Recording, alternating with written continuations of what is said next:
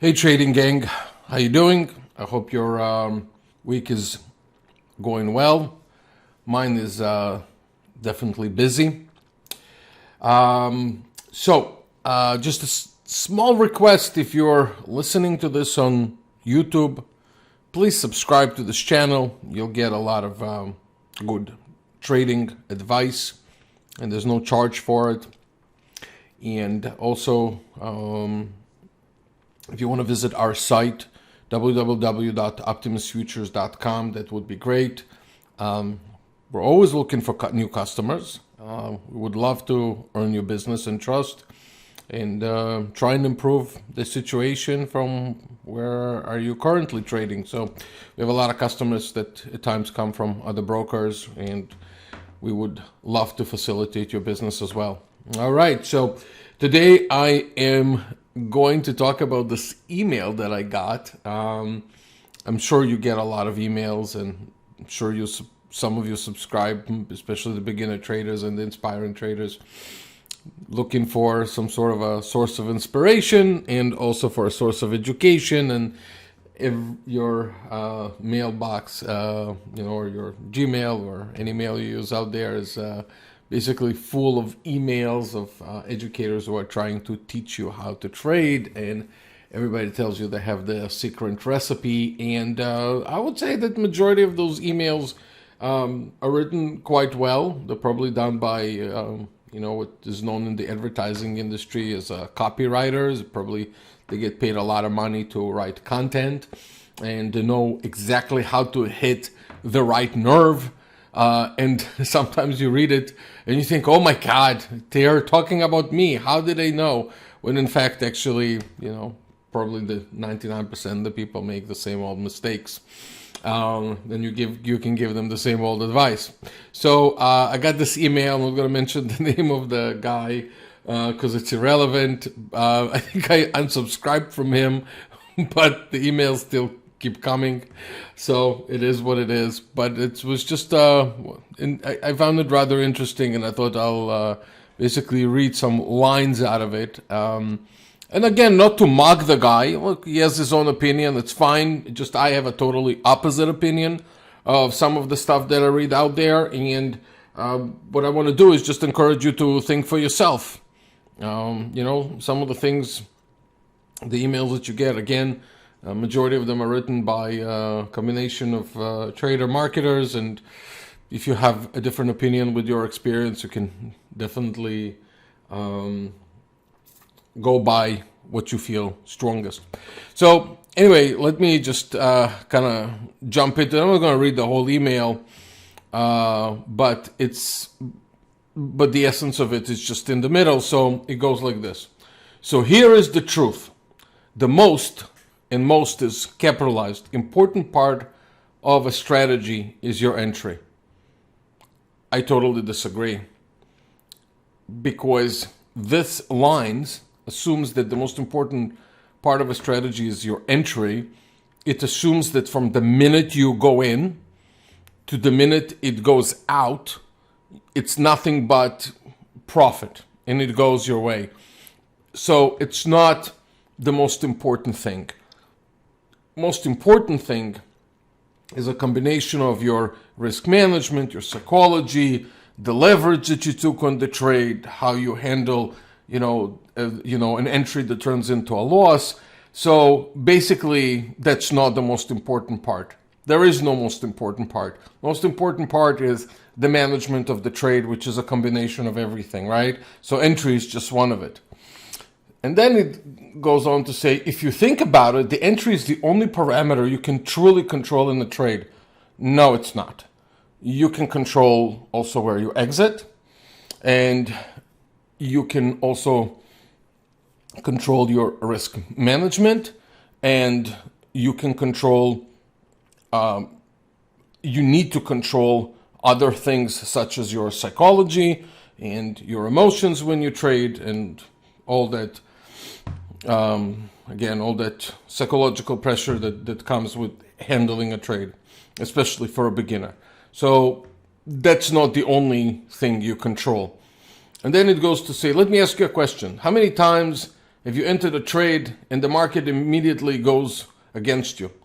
So it's just one of those like yawns, like, oh my God, of course, many of the people out there know that when you enter a trade, many times it goes against you. Even if it's about to turn into a profitable trade, to say that you're ideally go in at right the perfect time, or if you think you're going to go in right at the perfect time, and again, from that point on, it's just going to be pure profits, right? It's not how it occurs. Many times it is hard to pinpoint an exact entry. And so if the market goes against you, not in a big way, it's part of trading, right? If it goes in a big way, maybe you should exit it. But if it goes against you, certain points, it's reasonable, it's there, and you have to kind of tolerate it. And so, just keeping that in mind. So if you enter a trade and if it goes against you first, it does not mean that it has no chance of turning at some point into a profitable trade. If it goes largely against you, then definitely you need to exit. And then it goes to say, if this happens to you all the time, then it's an indication that your entry technique needs work. I would tell you this, that, every technique needs work, especially how you manage a trade. It probably needs more work. If your trades don't work out, is how you manage them and your exits. So that's extremely important. So, and again, this is just part of kind of marketing. If it happens to you all the time, here's the thing. Here's what traders don't understand, that you could have a lot of entries that go against you, or a lot of trades that go against you, but you could also have sequence of a lot of trades that go in your favor, right? So what you have to do is really find the balance of managing this risk and reward. And I want to tell you that even professional traders, when they enter, I don't believe, from what I've seen and talking to professionals and following, money managers and things of that nature, they accept that there's a certain level of noise after the entry, right? So, this kind of thing, well, if it happens to you all the time, then you need my help. Well, not so fast. And then it goes to say, I'm going to read the whole thing. Without a good entry, you just don't have an edge to compete against the best traders on Wall Street. I want to help you beat Wall Street. Okay, so first of all, you have to realize that as a trader, you are really trading against yourself. It's a combination of your strengths, your weaknesses, and everything else. Nobody's going to help you beat Wall Street, right? It's just not going to happen. I don't know what it means to beat Wall Street. Who are you trying to beat on Wall Street? Wall Street is built of hedge funds who have HFT. Wall Street has mutual funds that are long-term players. Wall Street has also a lot of clerks who are sitting in the back office and processing trades and, might be snacking a Big Mac, while they're working. So you want to beat those? I don't know what is there to beat. So I don't understand this, educators' fascination with trying to beat Wall Street, right? And the edge to compete against, there. So let me tell you this about Wall Street. Wall Street is a very smart street, and there's no techniques out there, to beat Wall Street, because Wall Street is just a lot of things. And Wall Street also consists of a lot of brokers. And it's a very important point to keep in mind that, and I'm digressing here a little bit, but just bear with me. I'll jump back on topic, because at the end of the day, I just want you to realize what trading is all about. So there's a lot of names out there, right? Like big names, you have JP Morgans of the world, Goldmans of the world, those big organizations. And a lot of them, what you have to understand, that they're market makers. They're market makers to a lot of derivatives and very sophisticated products out there, and they truly act as brokers. The whole sole purpose of the entire organization is to make money, but not all of them are betting on markets all the time. Do they have their own proprietary capital? Sure, but they also have products that they sell to institutions. They have insurance products that sells to institutions. They have OTC, over-the-counter, sophisticated derivatives that they sell. So part of that revenue, when they posted some of those publicly traded company, it's not always a result of trading. So all this thing of beating Wall Street, that all those commercials say out there from educators, just get it out of your head. It's just complete nonsense. You're not in competition with anyone. First, you're in the business of getting great habits, right? This is what you want to do. You want to really have really good habits. And then, through learning and through assessing things and by listening to podcasts like this, you start realizing that trading, yes, the market is a factor in trading. Clearly, it's called the market and you want to trade the market. But you're really trying to build some sort of a strategy that deals with unknown variables, has high risk, especially in futures trading that are leveraged product. It has high risk. It has a reward system. It also has a psychology of how they're handling trades. So this is just all together, just a combination. So obviously, what I'm trying to say is that when you read literature out there and people throw things in your way, such as, entry is the most important thing, like this guy is saying, which, again, it's my personal opinion that it's completely not true. He's just trying to kind of appeal to the beginner, and the beginner thinks, yes, if I have perfect entries, all my trades will be good. In my opinion, it's completely not true. That to focus on the entry, what you have to focus on is entry, and you have to focus on the risk management of the trade, and you have to think about, what if it doesn't go my way? What do I do then? So it's important to look at all those factors. Now, look, somebody could come and have a disagreement with me on this, which is fine.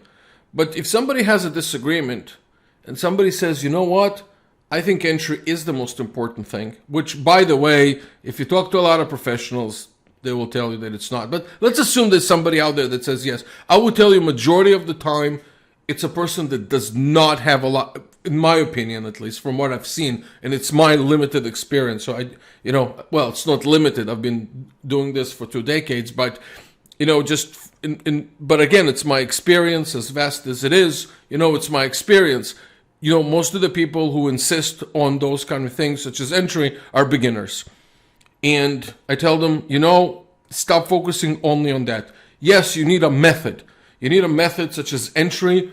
And the method of entry is basically trying to find market conditions where the market is mispriced, right? Okay, this is what you're really trying to do. You're trying to find a point in the market where it's mispriced, and from the minute you enter, the market will correct itself. You can look at divergences, for example, try to do that. Market profile tries to do that. It's just, statistical models try to do that. Is to see really where the deviation occurs, and then the market will correct there. Now, does it mean at that point in time that the minute you enter the market, that's the exact minute that the market will return to its efficient point? Absolutely not. No. It could go a little bit against you before it even turns into a profit. Now, are there trades that could potentially, be as such that, from the minute you enter, it will turn into a profitable trade? Sure, it happens. I mean, if you really place a lot of trades, statistically, it's bound to happen. But this is not something that you should assume. What you should assume that, there's going to be a level of fluctuations in the market that the market can go against you, so that's important. In any case, I think that the email was written in a very professional way. I don't think it's deceiving per se. I don't think so. I'm saying it's not deceiving, but it has a marketing to it that will basically resonate with a lot of beginner traders. And I think that what happens out there in the literature, that people are looking. So they have their own idea of where their obstacles are at, and at the same time, they find literature out there, not just from the one I read, just from tons of stuff that gets distributed out there, that people give them the solution according to what they want. So what I'm here to tell you basically is that at times where you think the problem is at, it's not where it's really occurring. And you need a really broader perspective from people who are trading actual money, right? Try to talk to people who actually trade real money. And they might give you a perspective that's completely different of mine. You might have somebody who says, entry is very important. But it's not gonna be with a marketing twist. Does it happen to you all the time when you enter, it goes against you? Just hear his perspective. I mean, I'll respect anybody who has experience in the market, and he has an opposite view of mine, which is fine. But as long as it's backed up by some sort of not a copywriting experience, but real trading experience. So anyway, that's basically it. It's important to get ideas out there that would be, I would say, efficient. In any case, there could be, last thing I would say is that whenever you get a product out there, make sure it's coming from a reliable source. I personally don't endorse anyone on this broadcast. That's what I want to say. Don't ask me for, should I take this course or that course, or my cousin took this course. You have to be the judge, and you got to have enough skill to decide if something is good for you and will add to your knowledge to make important decisions. So I'm just going to remind everyone at this point that there's a substantial risk of loss in futures trading. Past performance is not indicative of future results. Be careful in trading.